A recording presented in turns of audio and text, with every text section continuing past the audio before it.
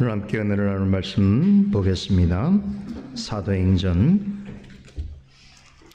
27장 39절로 44절까지입니다.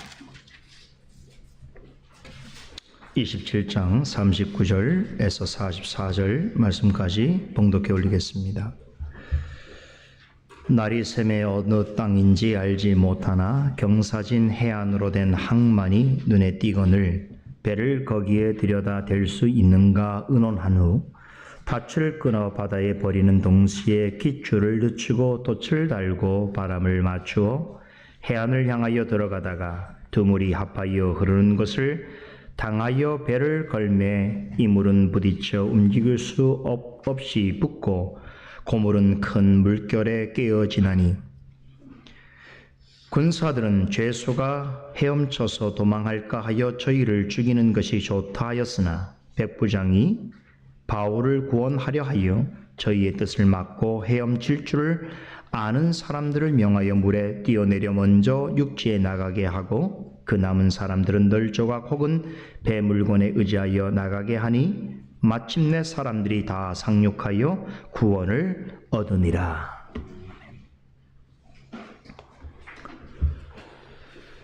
오늘은 사도행전 강해 115번째 시간으로 지난 주에 미처 살펴보지 못한 27장의 마지막 단락 내용에 대해서 집중해서 강설해 드리도록 하겠습니다.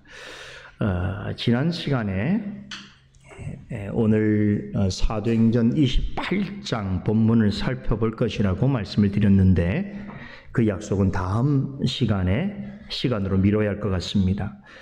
사도행전 마지막 장인 28장으로 들어가기 전에 다시 한번 생각해보고 잘 정리해 두어야 할 중요한 내용이 있어서입니다. 우리는 지난 두 번의 27장 강해를 통해서 바울 일행이 로마로 향하는 여정을 따라가 보았습니다. 먼저 한 가지 기억할 것이 있습니다. 바울은 오래전부터 로마로 가고자 하는 간절한 소망을 지니고 있었다는 사실입니다. 사도 바울이 기록한 로마서 1장의 그 의도가 잘 나타나 있습니다. 바울은 로마에 있는 성도들에게 문안 인사를 전하면서 로마에 가고자 하는 열망이 얼마나 크고 간절한지를 이렇게 전합니다. 로마서 1장 10절에 이르기를 어떠하든지 이제 하나님의 뜻 안에서 너희에게로 나아갈 좋은 길 얻기를 구하노라 라고 자신의 심경을 피력하면서 이어지는 말씀에서 내가 너희를 심히 보기를 원하노라 라고 고백하였습니다. 이처럼 로마로 가고자 하는 마음은 오랫동안 그 깊은 마음속에 품고 있었던 간절한 기도 제목이었던 것입니다. 예수님과 사도들이 하셨던 주 1세기 당시 로마는 세계를 제패한 로마 제국의 수도였고 세계 정신의 중심이었으며 세계 가치관의 기준이었습니다. 여러분, 모든 길은 로마로 통한다 라고 하는 말을 들어보셨지요? 이 말이 대변해 주듯이 로마는 당시 모든 세계의 삶의 방식이고 세계관이고 인생의 본질을 추구하는 종교와 철학이었습니다. 그러므로 로마로 통하는 길이란 단순히 도로만을 의미하지 않습니다. 로마의 통치를 받는 모든 나라와 그 다스림 아래에 있는 세계 시민은 로마 정신에 복속당해 있었습니다. 다시 말해 로마의 영향과 지배 속에 살아야 했습니다. 그런데요, 로마가 절정에 다다를 쯤에 인류를 향해 로마로 이르는 길과 전혀 다른 길을 알리신 이가 나타났습니다. 누굴까요? 바로 우리 주 예수 그리스도이십니다. 예수님께서는 내가 곧 길이요 진리요 생명이니 나로 말미암지 않고는 아버지께로 올 자가 없느니라고 하시면서 모든 사람을 향해 참되고 유일한 구원의 길을 제시하셨습니다. 당시 로마를 세계 정신의 중심이라고 생각한 대부분의 사람들이 로마의 사상과 법을 따라야 한다라고 확신하고 있을 때 예수님께서는 모든 죄인을 하나님에게로 바르게 인도하는 참되고 유일한 길은 곧 죄와 비참 가운데 있는 자들을 진리와 생명으로 인도하는 길은 오직 자신에게만 있다라고 가르치셨습니다. 예수님이 내가 곧 길이라고 하신 것은 자신을 구주로 믿고 따르는 것만이 진정한 진리에 이르는 것이며 나아가 죄인을 영원한 생명으로 이끄는 유일한 구원의 길임을 선포하신 것입니다. 하나님께서는 세계 정신의 중심인 로마로 가서 오직 예수 그리스도만이 인간 구원을 위한 유일한 길이요 진리요 생명이 되신다는 복음을 증거할 자로 사도 바울을 택하셨습니다.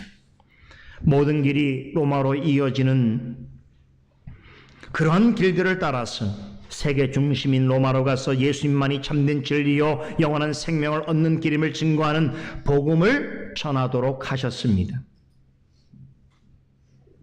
그런데 바울은 이 사명을 이루기까지 다메섹 도상에서 부활하신 예수님을 만난 후에 약 30년 동안 기다리고 준비하고 있었어야 했습니다. 그런 로마로 가서 복음을 전하는 것이 자신을 사도로 부르신 주님께서 맡기신 중대한 사명이라 생각했습니다. 그러기에 사역을 하고 있는 동안 기회가 있을 때마다 로마로 가려고 시도했습니다. 하지만 그때마다 허락하지 않으셨습니다. 바울이 3차 전도 여행 당시 고린도에서 1년 반 동안 머물면서 교회를 세우고 목회를 하고 있을 때에 좋은 찬스가 있었습니다. 지도를 보시면 아시겠지만 고린도에서 로마로 가는 길은 그리 멀지 않을 뿐만 아니라 직선으로 배를 한 번만 타고 갈 수 있는 길입니다.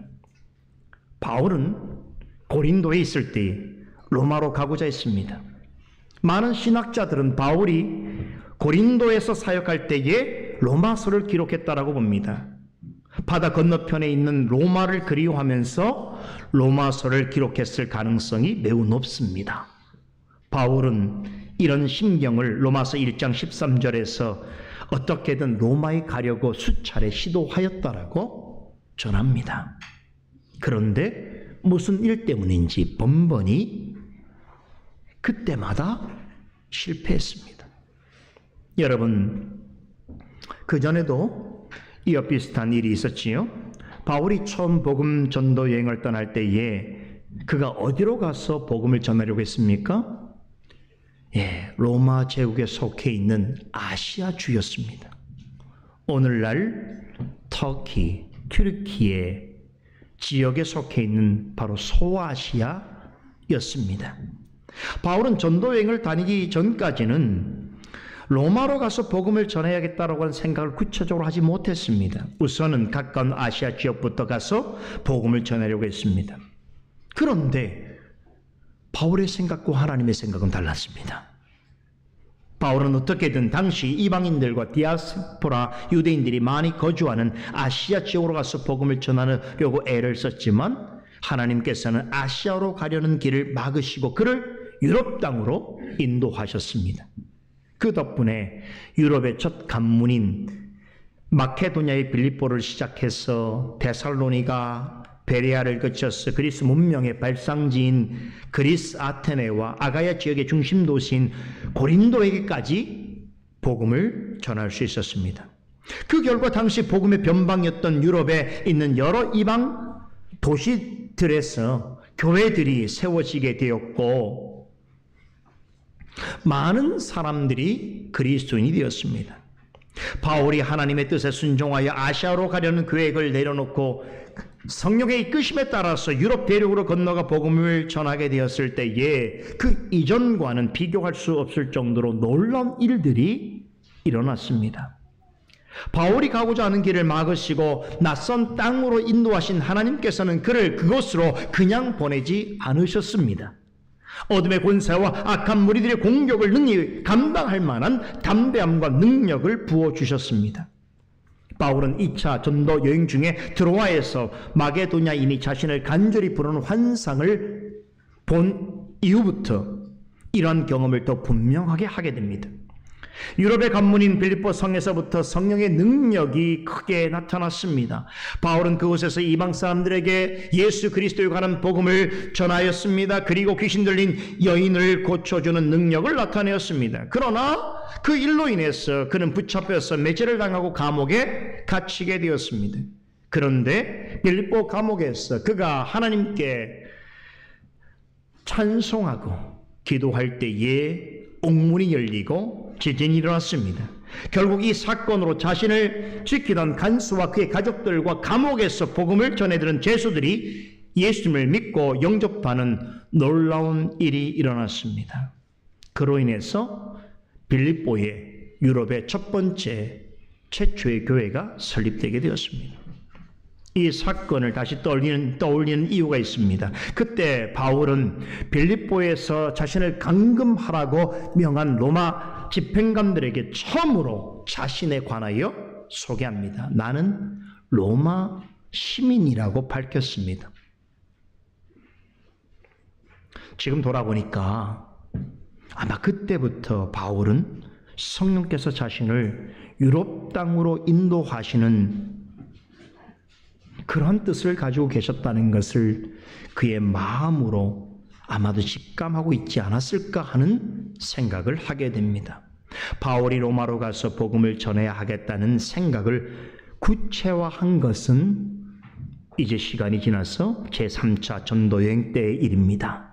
3차 전도 여행의 주 배경지라고 할 수 있는 에베소에서 3년간 목회를 마치고 예루살렘으로 돌아가려는 계획을 세우게 됩니다. 사도행전 19장 21절에 보면 바울은 이때 처음으로 로마행을 언급합니다. 에베소 사역을 마친 후에 예루살렘으로 갔다가 이후에 로마도 보아야 하리라라고 자신이 로마로 가야 할 것에 대하여 최초로 공식적으로 언급합니다. 예수님께서 제자들에게 가서 내 증인이 되라고 하신 그 땅 끝까지 가기 위해서는 반드시 로마로 가야 한다는 것이 그의 생각이었습니다. 그런데 이런 바울의 말을 전해들은 주변 사람들은 이해하기 힘든 표정을 지었습니다. 에베소에서 예루살렘으로 돌아갔다가 다시 로마로 간다는 것은 너무나 많은 시간이 소요되어지고 멀고 험난했기 때문입니다. 기왕에 로마로 가기로 하는 마음이 있다면 에베소에서 배를 타고 고린도를 거쳐서 가는 것이 가장 안전하고 빠른 길이었습니다. 하지만 바울은 그리로 가는 것을 단념하고 예루살렘으로 다시 돌아옵니다. 밀레도에서 자신을 극진하게 배웅한 에베소 교회 장로들에게 행한 마지막 설교에서 그는 예루살렘으로 가게 된 일을 이렇게 밝힙니다. 나는 성령에 매여 예루살렘으로 가는 것이라 라고 밝혔습니다. 그러니까 예루살렘을 거쳐서 로마로 가려는 계획은 바울의 생각이 아니라 성령의 인도하심을 따른 결정이었다는 것입니다. 바울은 전에 성령께서 아시아에서 말씀을 전하려던 계획을 막으시고 유럽으로 보내실 때처럼 예루살렘을 거쳐 로마로 이끄시는 성령의 인도하심에 순종했습니다.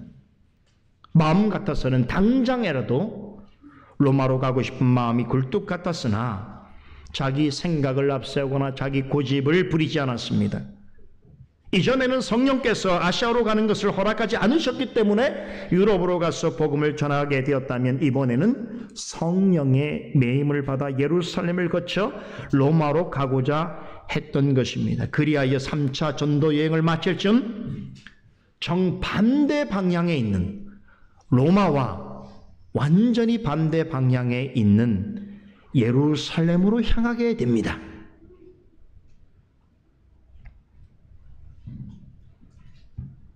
그렇게 다시 예루살렘으로 돌아갔다가 로마로 가고자 하는 마음을 가지고 예루살렘으로 귀환하는 길에 오르게 되었을 때에 이 결정을 적극적으로 만류한 사람들이 있었습니다. 누구였는지 기억하십니까? 바울을 극진히 사랑하는 성도들이었습니다. 바울이 다시 예루살렘으로 돌아가려고 했을 때에 그를 따뜻하게 환대했던 성도들은 그의 계획을 반대했습니다.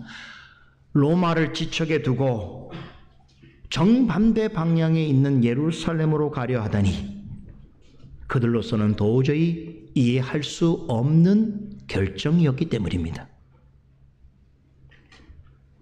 하지만 방금 전에 말씀드린 것 같이 바울이 로마로 가기 전에 예루살렘으로 돌아가는 것은 하나님의 뜻이었습니다. 성령의 영감으로 이 같은 사실을 알게 된 누가는 사도행전 21장에서부터 28장에 걸쳐 바울이 예루살렘과 로마를 향하는 여정을 자세히 기록했습니다.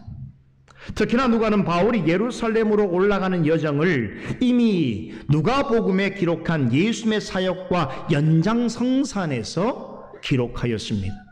무슨 말인고 하니 예수님께서 갈릴리와 유대 지역에서 공생의 사역을 마치시고 생애 마지막 일주일을 앞두고 예루살렘으로 올라가셔서 모든 사역을 완성하셨듯이 예수님의 복음을 땅끝까지 전파하는 사명을 맡은 바울도 예루살렘을 거쳐 로마로 가는 여정을 통해서 그에게 맡기신 모든 사역이 비로소 완성되었다는 사실을 전해주었던 것입니다. 이로써 누가복음과 사도행전을 대하는 독자들로 하여금 바울의 사역이 예수님의 사역과 깊이 연관되어 있을 뿐만 아니라 바울의 사역은 예수님의 사역을 그대로 반영하고 있다는 것을 깨달아 알도록 했습니다. 바울이 예루살렘에서 로마로 가는 여정 속에서 일어난 모든 일들을 우리는 이런 관점에서 이해해야 합니다. 바울은 자신이 예루살렘을 거쳐 로마로 가고자 하는 것은 하나님의 뜻임을 확신했습니다. 그러기에 자신을 사랑하고 아끼는 성도들의 만류에도 불구하고 예루살렘으로 올라가려 했습니다.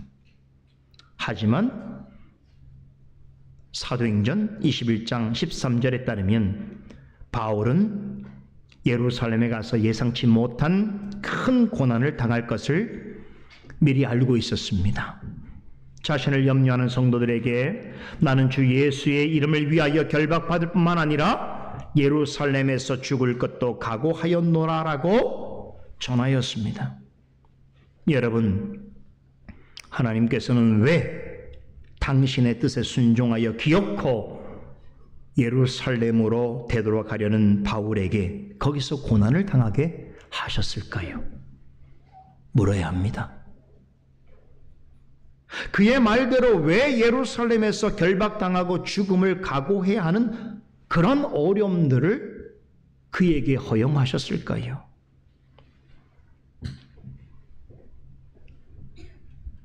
그것은 그가 예루살렘에서 받게 될 고난은 앞서 예수님께서 예루살렘에서 받으신 고난과 관련되어 있기 때문입니다. 방금 전에 전해드린 것처럼 바울의 사역은 예수님의 사역을 비추는 거울과 같습니다. 특히나 예루살렘에서 받은 고난은 더욱 그러합니다. 일전에 이 부분에 대해서 제가 설명드린 기억이 있습니다. 이 점을 강조하기 위해서 누가는 누가복음과 사도행전에서 예수님과 바울이 예루살렘에 올라가는 여정 그리고 거기서 겪은 내용을 아주 상세하게 기록했습니다. 누가복음에서는 예수님께서 예루살렘에 도착하시고 거기에서 보낸 마지막 일주일 동안의 행적을 아주 비중 있게 자세히 다루었다면 사도행전에서는 바울이 예루살렘에 도착하기까지의 여정을 비롯해서 예루살렘과 가이사랴에서 2년 동안 신문과 재판을 받으면서도 고난을 겪는 과정을 매우 상세하게 기술하였습니다.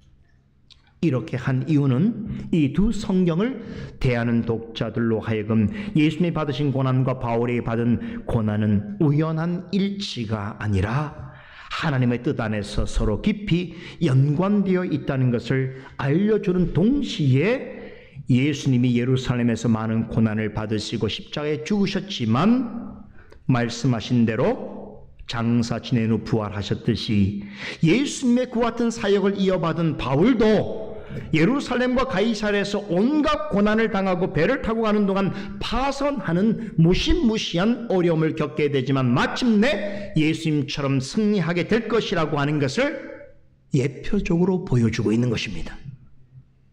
그래서 누가복음과 사도행전에서 예수님과 사도 바울의 마지막 사역은 정밀한 형태로 비교되어 있는 것입니다.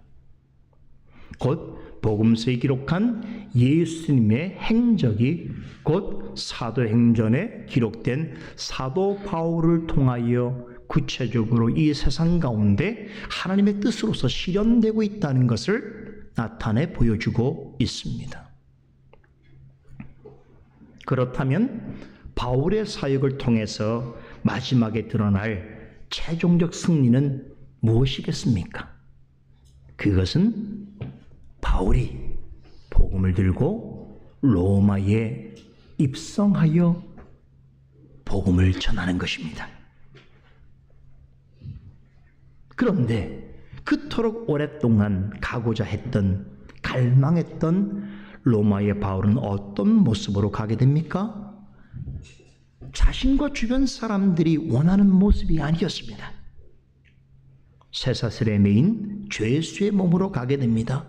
왜 그랬을까요? 왜 하필 죄수의 신분으로 그토록 바라던 로마에 들어가게 되었을까요? 그 이유를 로마로 향하는 도중에 폭풍을 만나 배가 침몰할 것 같은 상황에서 바울에게 나타나신 주님께서 이렇게 답해 주셨습니다. 사도행전 27장 24절입니다. 바울아 두려워 말라.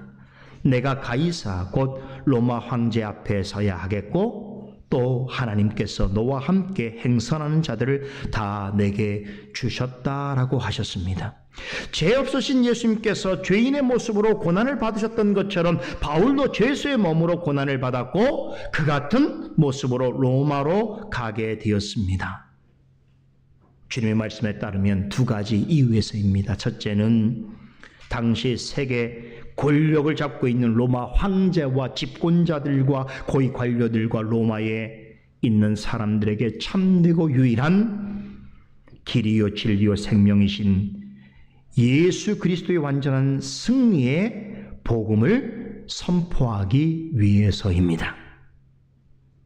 둘째는 바울과 함께 배를 타고 로마로 향하는 자들을 구원하기 위해서입니다. 여기서 바울과 한 배를 타고 로마로 향하는 자들은 지상에 세우신 교회를 의미합니다. 지상교회는 아무리 순수하고 거룩해 보인다 하더라도 본질상으로 부패함과 연약함을 안고 있어서 어느 때라도 혼잡함과 과오가 나타날 수 있습니다. 그럼에도 하나님께서 세상 끝날까지 항상 함께 하시고 하나님의 뜻에 합당한 말씀을 신실하게 선포하는 사역자가 있고 그 말씀을 귀담아 들음으로 배우고 확신한 일에 거하는 성도들이 있는 교회는 그 어떠한 일이 일어나더라도 결코 파손되지 않으리라는 것을 바울에게 너와 함께 행선하는 자들을 다 내게 주셨다라고 하는 약속의 말씀이 다시금 확인시켜 주고 있습니다.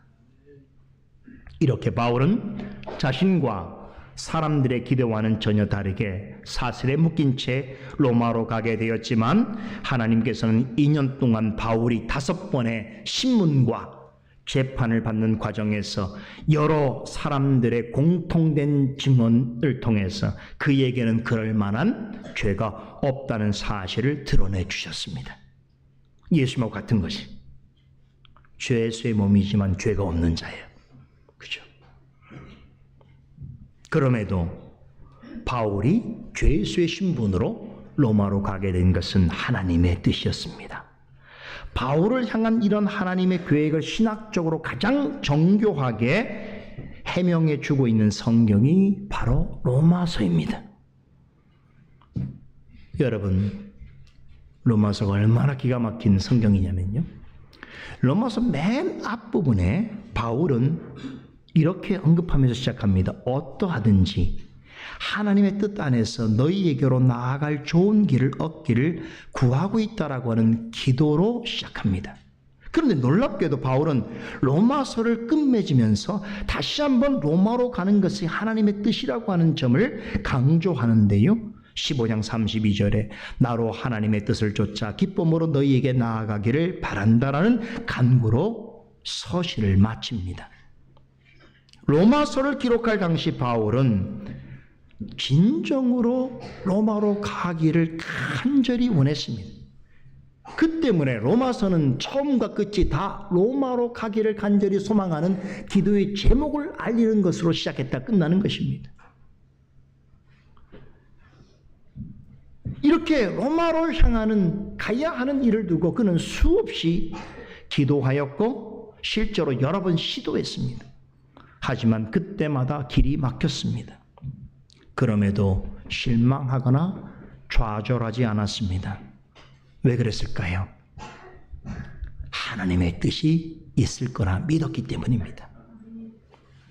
자신의 뜻이 아니라 하나님의 뜻대로 이끌어 주실 거라 확신했기 때문입니다. 당장에 여러 번 갈 수 있는 기회가 있었지만 가지 못했고 결국에 로마와 정반대 방향에 있는 예루살렘으로 되돌아온 후에 쇠사슬에 묶인 채 죄수의 신분으로 로마로 가게 되었지만 바울은 이 모든 여정이 하나님의 뜻을 이루는 과정이라 믿어 의심치 않았습니다. 그래서 죄수의 신분으로 로마로 가더라도 진심으로 기쁘게 여겼으며 전심으로 순종했습니다. 누가는 바울이 로마로 가는 여정을 처음부터 끝까지 함께하면서 모든 것을 기록했습니다. 누가는 바울의 로마 행에 있어서 가장 친근하고 정확한 동료요 기록자입니다. 그것을 성령의 영감에 의해서 기록한 성경이 바로 사도행전입니다. 21장에서 28장에 이르는 많은 분량을 할애하며 누가는 바울이 예루살렘을 거쳐 로마로 가는 여정을 아주 상세하게 전해주고 있습니다.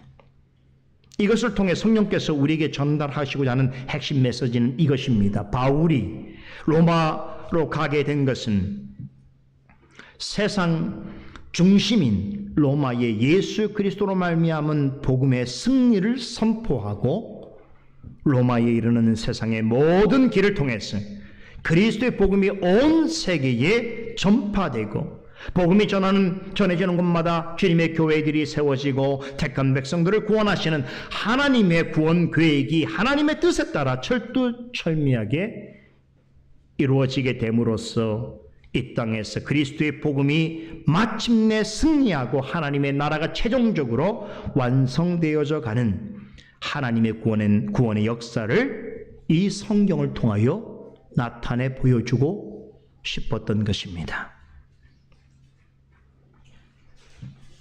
여러분, 사도행전에 나오는 수많은 개별적인 사건들, 그와 관련된 여러 가지 이야기들, 이것들을 아는 것은 중요합니다. 그러나 사도행전 전체 이야기가 하나님의 어떤 계획과 의도 속에서 진행되고 있는가를 이해하는 것은 더 중요합니다.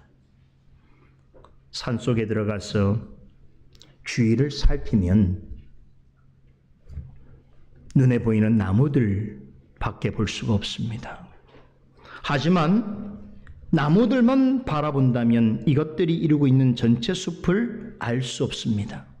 그래서 나온 말이 나무를 보되 숲도 함께 볼 줄 알아야 한다는 말입니다. 이것은 성경을 이해하는 데도 적용되는 아주 중요한 교훈입니다. 성경이 전하는 교훈을 제대로 파악하려면 숲과 나무를 균형감 있게 볼 수 있어야 합니다. 나무가 성경을 구성하는 각각의 이야기와 개별적인 사건들 가리킨다면 숲은 성경 전체에 일관되게 적용되는 거대한 중심 메시지를 뜻합니다. 이해되시죠? 이 사도행전을 마무리하는 시간이 가까우기 때문에 오늘은 바울 일행이 로마로 향하는 여정 속에서 반드시 알고 있어야 하는 성경 숲에 관한 큰 교훈을 먼저 전해드렸습니다. 이제부터 사도행전 27장의 맨 마지막 달력에 이제 심겨져 있는 나무들을 살펴봐야 될 텐데요.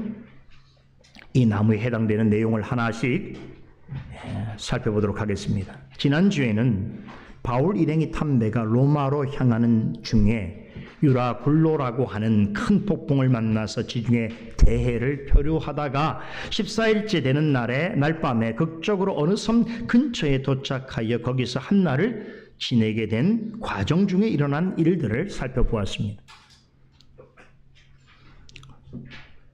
이 내용을 통해서 성령께서 오늘 우리 시대에도 우리 각자에게도 주시는 교훈과 은혜를 나누었습니다. 그중 한 가지 분명한 것은 하나님의 뜻을 전하는 조언과 경고를 무시하고 자신의 생각대로 행한 일이 얼마나 무섭고 참혹한 결과를 가져올 수 있는가 하는 것입니다.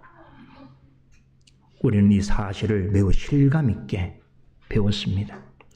276명을 태우고 베닉스 향으로 향하던 배는 그리데 섬에 미항을 떠난 지 얼마 되지 않아서 북동쪽에서 불어오는 거대한 해오리 바람에 쫓겨 대해로 밀려나가게 되었습니다. 그로부터 14일 동안 배에 있는 사람들은 아무것도 먹지 못했습니다. 계속해서 광풍이 거세게 몰아쳤기 때문입니다. 그렇게 배와 그 배에 타고 있는 사람들의 운명이 절체절명의 순간에 처해 있는 중에도 한 가지 놀라운 것은 하나님께서는 바울로 하여금 배에 타 있는 사람들에게 끊임없이 위로와 소망의 교훈을 전달해 주셨습니다. 오늘날 교회가 이런 자리에 있다고 생각합니다. 세상 가운데 얼마나 많은 위기들이 순간순간 일어나고 있습니까?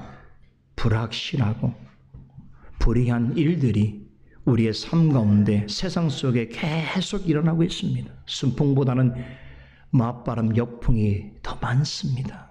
그런데 그런 가운데 혼미하고 우왕좌왕하는 중에도 하나님께서는 끊임없이 우리들에게 위로와 소망의 말씀을 전하여 주신다는 것입니다. 폭풍이 계속되는 중에 모든 일이 바울이 전한 대로 전개되고 있다는 사실을 깨닫게 된 배에 탄 사람들은 더는 그의 말을 무시할 수 없게 되었습니다.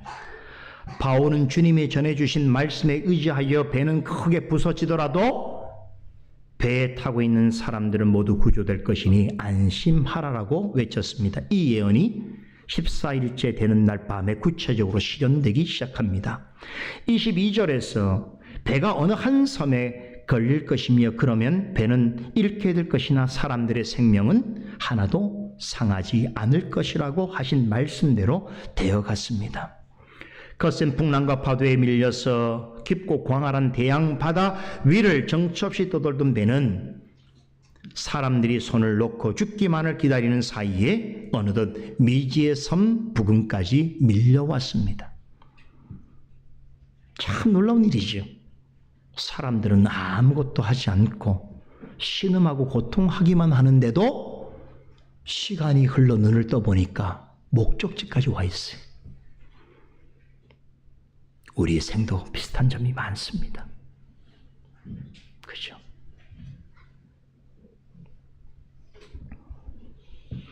폭풍 중에 배가 표류해온 이 섬은 이탈리아 시실리 섬 남쪽에 있는 오늘날 몰타라고 불리는 작은 섬입니다. 28장 1절에는 멜리데 섬이라고 소개되어 있습니다.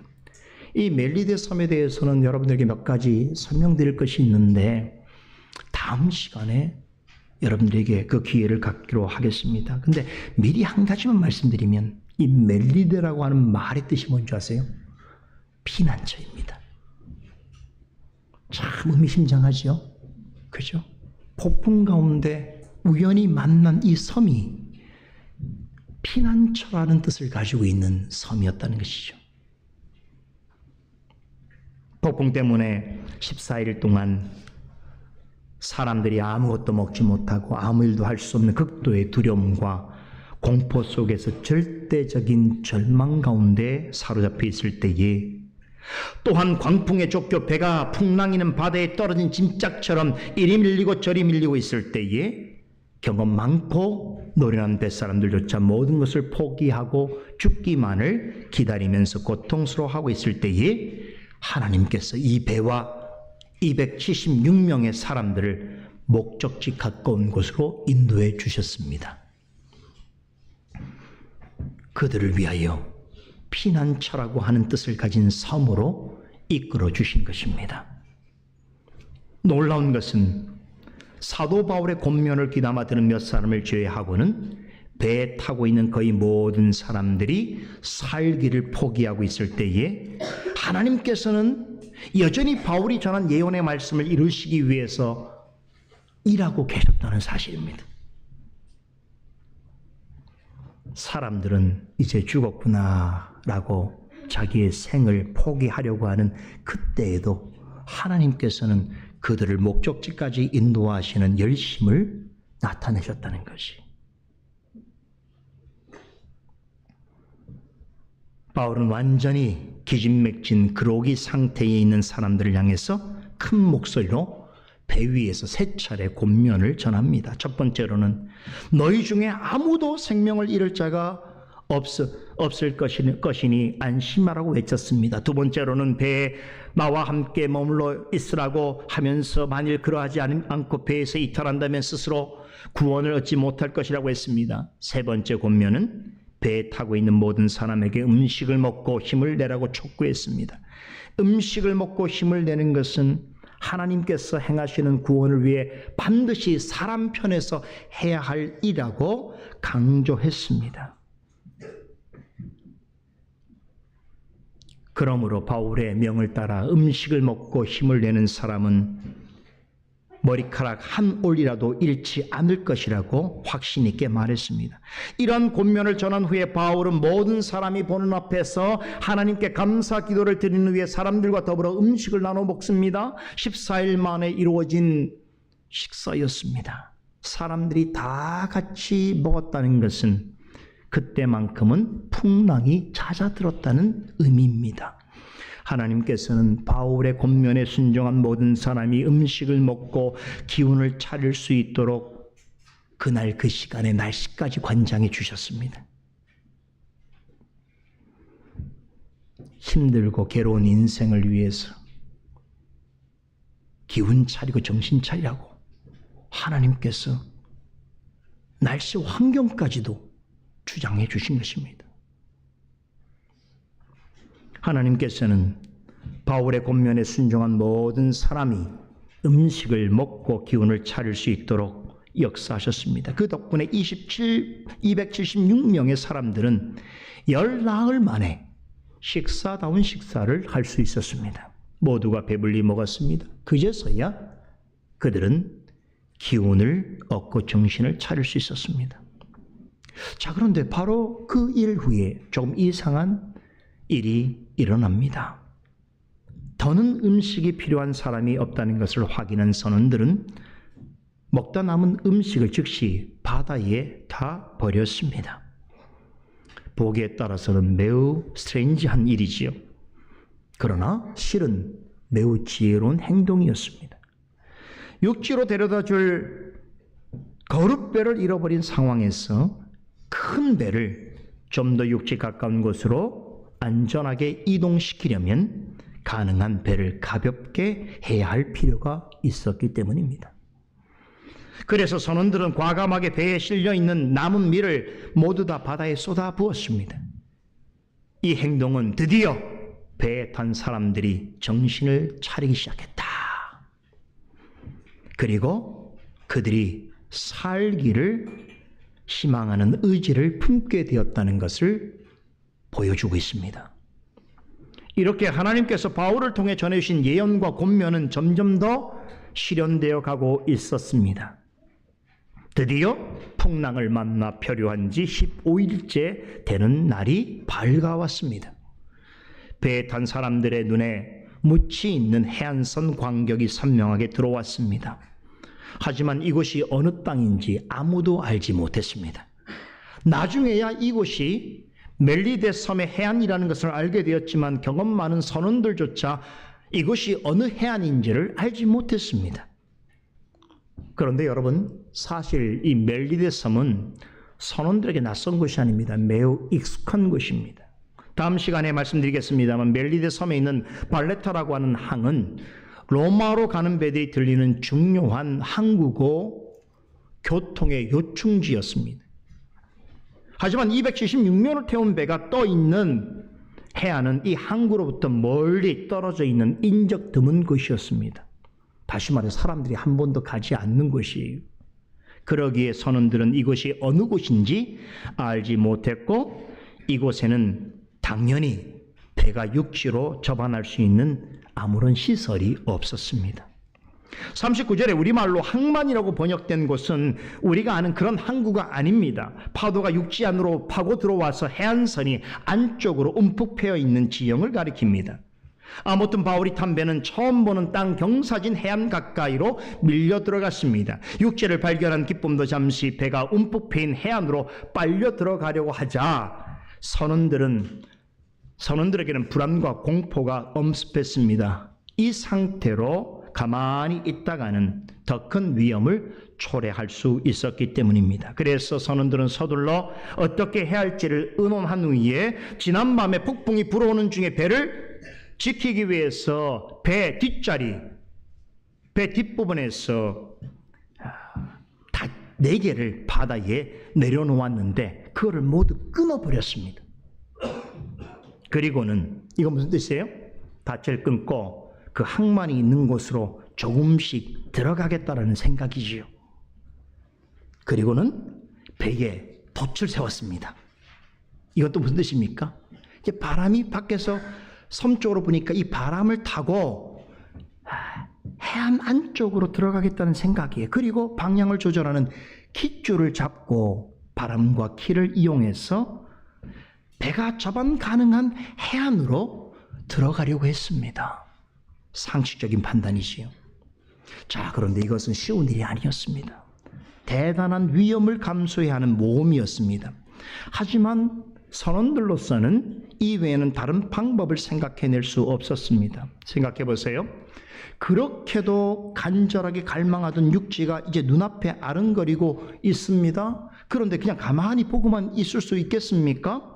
할 수 있는 한 최선을 다해서 가능한 빨리 배를 육지에 대고 무트로 오르는 것이 최선이었습니다.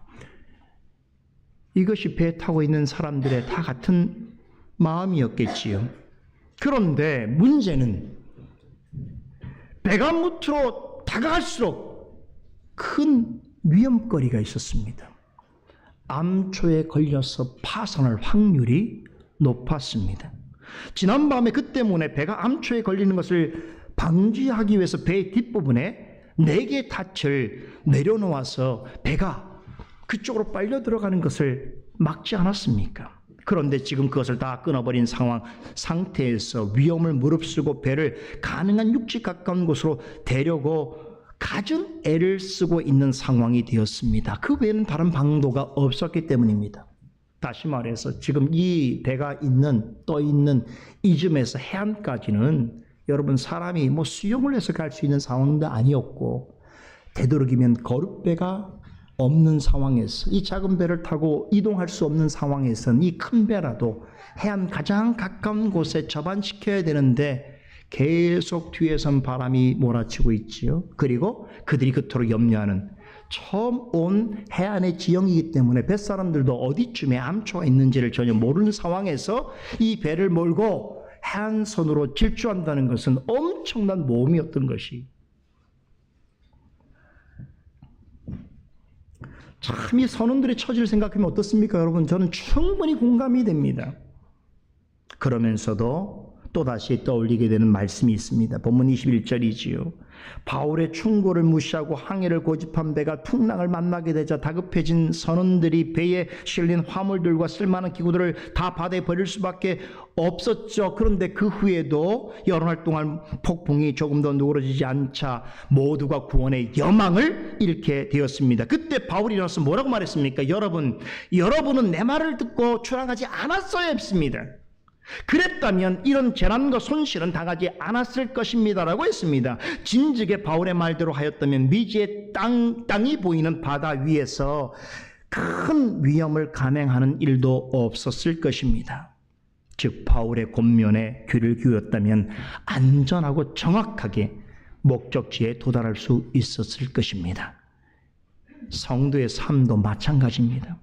하나님의 말씀을 귀담아 듣고 바르게 깨달아 겸손히 순종하는 사람은 이같이 위험한 상황을 자초하지 않을 뿐만 아니라 위험천만한 모험을 감행해야 할 이유가 없습니다. 여러분, 모험이라는 게 좋을 수도 있지만 위험천만한 모험을 자초하는 것은 어리석음 때문입니다. 말씀을 사모하고 말씀에 따라 살고자 하는 성도의 영혼은 믿음에 돛을 달고 성령의 바람에 맞춰서 움직여 가기 때문에 하나님께서 이끄시는 목적지에 안전하고 순탄하게 도달할 수 있습니다. 하지만 중요한 결정 앞에서 말씀을 듣지 않고 말씀의 교훈에서 어긋난 판단과 선택을 하는 사람은 이 배의 선원들처럼 그토록 갈망하던 육지를 코앞에 두고도 불안과 근심이 끊이지 않고 스스로 위험을 초래하는 행동을 하게 되어 있습니다. 경험해 보셨지요? 반드시 그렇습니다. 닻을 끊어버린 배는 바람을 타고 수심 얕은 무트로 빨려 들어가듯 경사진 해안을 향해서 속도감 있게 나아갔습니다. 그러나 이건 대단히 위험한 일이라고 그랬죠. 해안 가까이 빠르게 다가가던 배는 결국 두 물이 흐르는 곳에 퇴적되어 있는 모래더미에 걸려서 자초하고 말았습니다.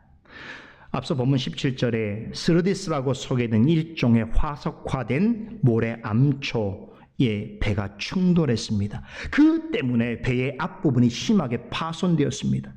배 밑부분은 모래더미에 박혀서 오고 가도 할 수 없는 상황이 되었습니다. 곧바로 연신 들이닥치는 산원 파도에 배의 손상된 부분이 더 깨져 나가게 되었습니다. 여러분, 이때 배 안에 있는 많은 사람들은 어떻게 반응했을까요?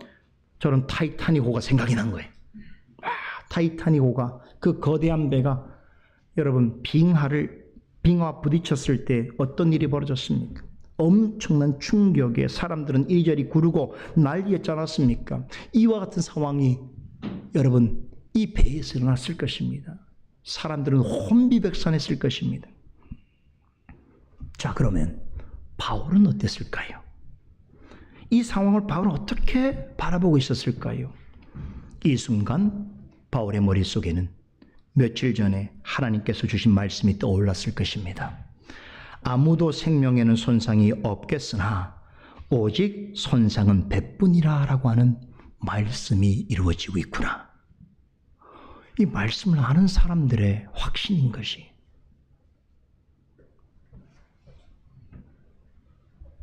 그러므로 배는 자초했더라도 사람들의 생명은 하나님께서 지켜주시겠구나 생각하게 된 것입니다.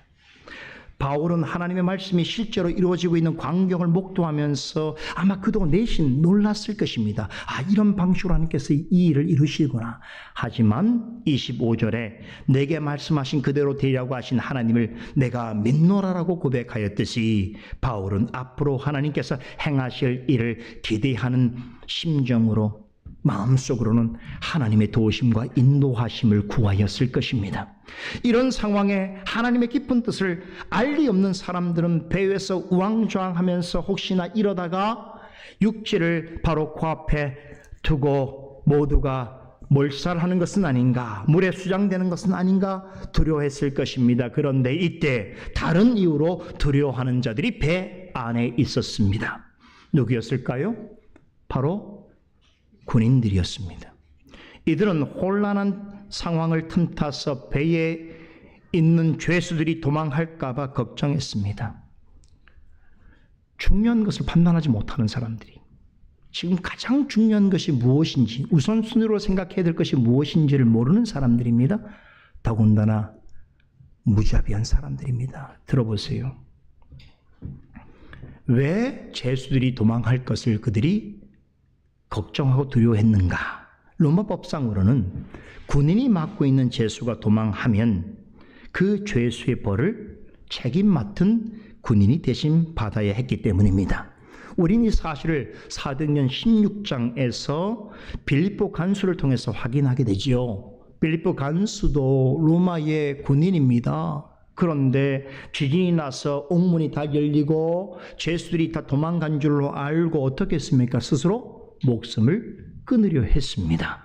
죄수들이 도망갔다면 자신도 살아남을 수가 없다고 판단했기 때문이지요. 자기가 맡고 있는 죄수가 도망가면 자신이 그 벌을 받아야 하니까 그냥 죽자고 한 것입니다. 바울이 탄 배의 군인들도 이같이 생각했습니다. 그래서 죄수들이 도망치기 전에 다 죽여버리자고 자기들끼리 모여서 의견을 모았습니다. 죄수들을 다 죽인 후에 나중에 상부에다가는 어떻게 말을 했을까? 어떻게 보고하려고 했을까요? 배가 이렇게 하다가 크게 자초하는 바람에 모두가 물에 빠져서 죽게 되었습니다라고 그렇게 보고할 심산이지 않았을까요?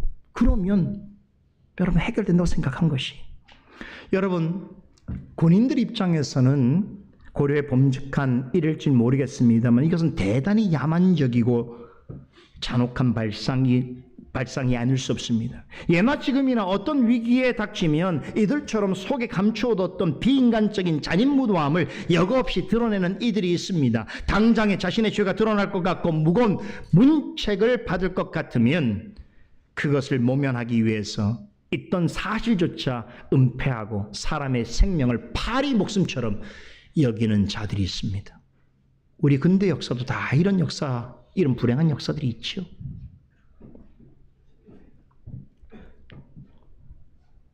몇 사람이 자기의 책임을 모면하려고 혹은 그로 인해서 어떤 권력을 얻으려고 수많은 사람들을 파리 목숨을 가진 자처럼 취급한다는 말이에요. 이런 일은 로마 시대 사람들에게만 있었던 일이 아닙니다. 인간의 완악함과 세상의 패역함에 있어서는 오늘날도 로마 시대 못지않게 무섭고 살벌한 시대입니다. 영화나 드라마에서만 그런 것이 아닙니다. 사람들이 살아가고 있는 현실 세계 속에서 일어나는 어떤 일들은 로마 시대에 있었던 일보다 훨씬 더 잔인하고 무섭습니다. 야만적이고 잔혹했던 일들이 허용되었던 로마 시대에 일어난 일들이 오늘날에도 부패한 종교와 정치와 권력과 지위에 의해서 이전보다 훨씬 더 교묘하고 부자비하게 자행되어지고 있습니다. 과거에는 그런 일들이 현실 세계 속에서만 일어났다면 지금은 가상현실 세계 속에서, 즉 인터넷과 온라인 세계에서뿐만 아니라 가상과 현실을 잇는 소위 메타버스라고 하는 초현실 세계 속에서도 이런 일들이 비일비재 일어나고 있습니다. 갈수록 인간의 야만적이고 잔혹한 속성이 적나라하게 드러나고 있는 영역이 점점 더 확장되어 가고 있습니다. 만약에 성령께서 이 악한 세상을 간섭하지 아니하시고 사람들의 악한 본성을 억누르지 아니하신다면 우리가 살아가고 있는 이 세상은 당장의 지옥 같은 세상이 현실화될 것입니다. 그러나 성령께서는 매우 지혜롭고 특별한 방법으로 본성적으로 타락한 세상에서도 사람들로 하여금 하나님의 형상을 닮은 인격적 본질을 잃어버리지 않게 하시고 하나님의 형상을 닮은 도덕적 영향력을 발휘하게 하심으로 죄를 억제하시고 사회 질서와 안정을 유지하시며 양심에 따른 행위와 사회적 공의를 증진시켜 나가십니다.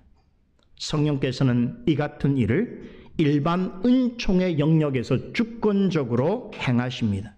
여기서 일반 은총이라고 하면 믿는 자만이 아니라 믿지 않는 자들을 통해서도 이러한 일을 행하신다는 의미입니다. 우리는 그 사실을 오늘 본문에 나오는 백부장을 통해서 확인해 볼 수 있습니다. 군인들이 자신들의 생각대로 배에 있는 죄수를 모조리 죽이려고 했을 때에 이것을 누가 막았습니까? 백부장이 막았습니다.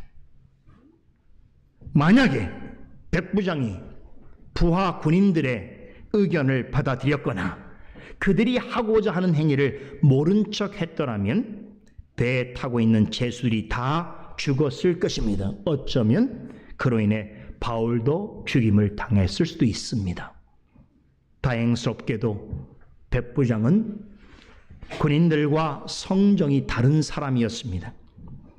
무자비한 성품을 지닌 부하 군인들에 비해서 비교해 보자면 바르고 따뜻한 인간성을 지니고 있었습니다. 특히나 그는 바울에 대해서는 특별한 온정을 가지고 있었습니다.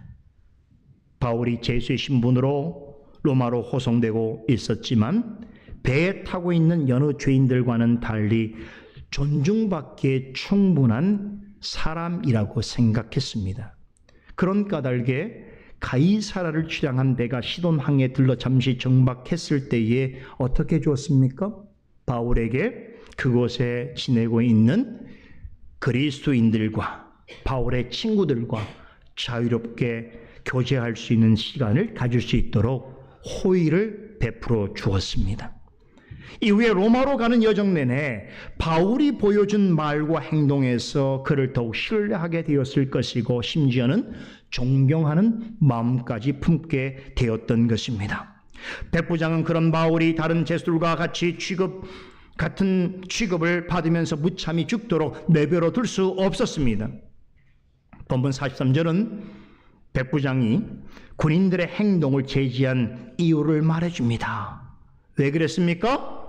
바울을 살리기 위해서였습니다. 백부장은 바울을 살리기 위해서 부하들의 잔인무도한 행동을 막았습니다. 세상에는 하나님을 알지 못하는 사람들 중에 백부장과 같은 사람들이 있습니다. 이들은 자기가 맡은 일에 대한 책임감이 강할 뿐 아니라 사람에 대한 온정이 있습니다. 인간적으로나 도의적으로 어긋난 일을 매우 단호하게 배격합니다. 자신에게 손해가 되고 억울한 일이 될 만한 상황에서도 양심과 정의의 편에 서기를 좋아합니다. 여러분, 세상에도 이런 사람들이 있어요. 그리스도인이 아닌데 어떤 면에서는 그리스도인보다 훨씬 좋은 성품과 기재를 가지고 있는 사람들이 있습니다. 성령께서는 이런 백부장 같은 성품을 가진 사람들을 통해서 좀 전에 말씀드린 일반 은총의 영역에서 일어나는 일들을 관여하시고 다스리십니다. 이런 사람들로 인해서 본질상 부패한 세상이라도 그 세상이 지옥 같은 곳이 되지 않게 하십니다. 죄와 불의가 곱비 풀린 말처럼 자유롭게 행사하지 못하도록 억누르십니다. 하나님이 주신 양심과 도덕의 기준과 질서가 완전히 붕괴되지 못하도록 유지하게 하십니다. 이 땅에서도 많은 사람들이 인정할 만한 공의와 판단이 이루어질 수 있도록 하십니다. 누구를 통해서요? 하나님을 알지 못하지만 인간적으로 도의적으로 올바로 서 있는 사람들을 통해서 그 일을 행하십니다. 이런 사람들이 지도자라고 한다면 여러분, 적어도 그 지도자와 함께 살아가는 세상은 희망이 있는 것입니다.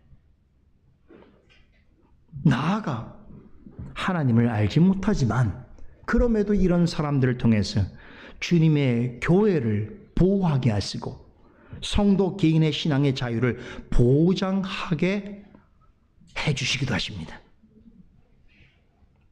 이 일을 일반 은총의 영역에서 하나님께서 믿지 않는 자들을 통하여서 행하시는 일이기도 합니다. 자, 사실이 이러하다면 우리는 누구에게 먼저 감사해야 할까요? 백부장 같은 무리의 사람들입니까? 아닙니다. 그들에게 먼저 감사를 표하기 전에 우리가 먼저 감사해야 될 대상이 있습니다. 누굽니까? 하나님이십니다. 하나님을 알지 못하는 잘 알지라도 당신의 선한 계획과 뜻을 이루시는 데 있어서 선한 도구로 사용하시는 전능하신 하나님을 찬송해야 하는 것입니다. 한 가지 더 묻습니다. 그렇다면 배에 탄 군사들과 죄수들은 누구에게 감사해야 할까요? 백부장입니까? 아닙니다. 하나님과 바울입니다. 왜냐하면 배에 있는 모든 사람은 바울로 인해 하나님께 구원받을 수 있었기 때문입니다. 백부장도 바울 때문에 모든 죄수를 살려주었습니다. 여러분, 이 배에 타고 가는 죄수들 중에는요, 아주 악한 죄를 지은 자들이 있어서 콜로세움에서 사람들의 경기장에서 재밌거리로 던져질 만한 사람들도 있었습니다. 백부장이 그들을 사랑해서 군사들의 행동을 막은 것이 아니라 그들 중에서 한 사람, 바울 때문에 바울의 구원을 위해서 그 일을 막은 것입니다. 그러므로 그 배 타고 있던 죄수들은 누구에게 감사해야 됩니까? 바울과 나아가서 그를 이 배에 태우시고 함께 로마로 가게 하신 하나님께 감사해야 하는 것입니다.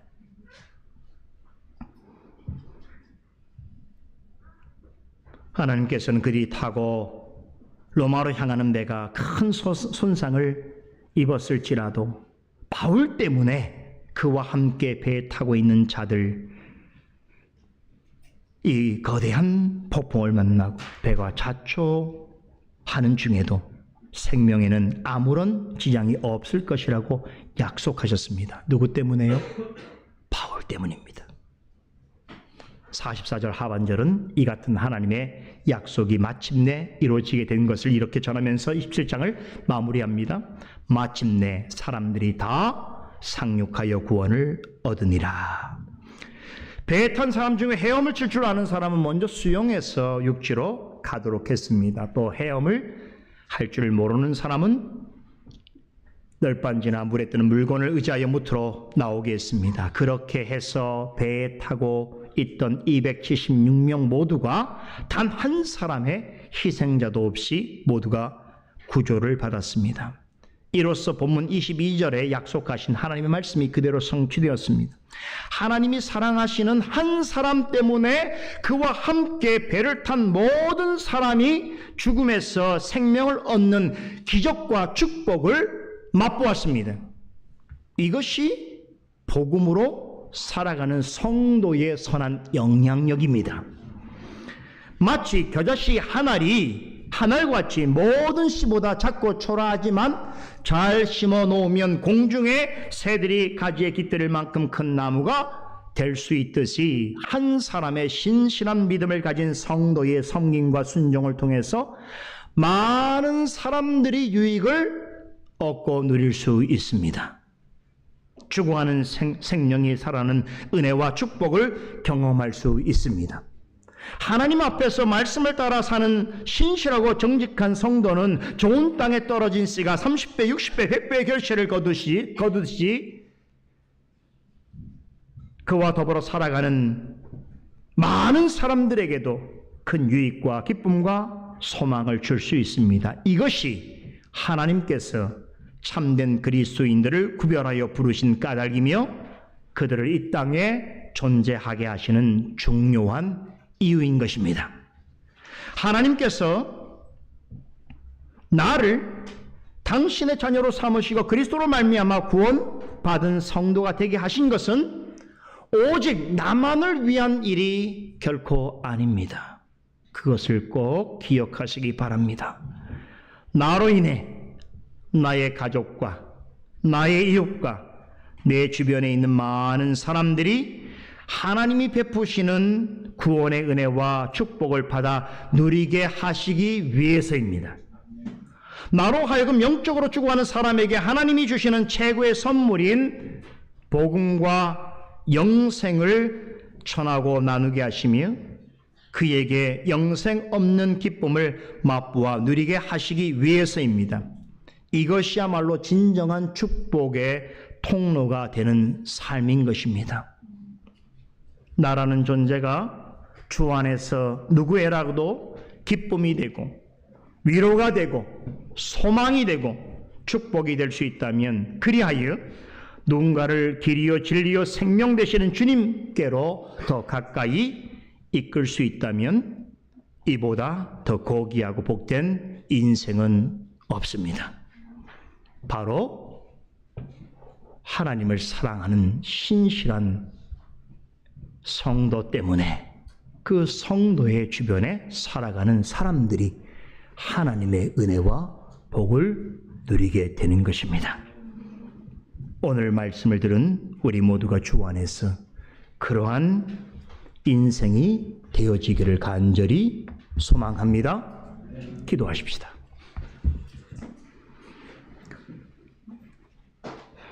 거룩하신 하나님,